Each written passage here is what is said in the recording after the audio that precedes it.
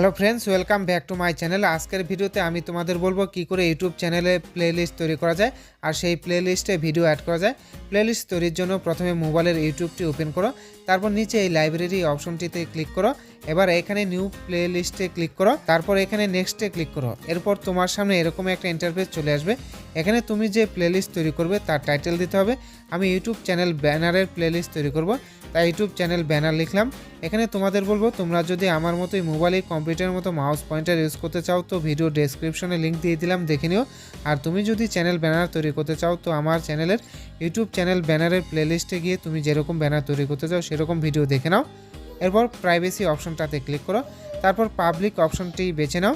তারপর এখানে ক্রিয়েটে ক্লিক করলে প্লেলিস্ট তৈরি হয়ে যাবে। এবার প্লেলিস্টে ভিডিও অ্যাড করার পালা। ভিডিও অ্যাড করার জন্য এবার ইওর ভিডিওসে ক্লিক করো।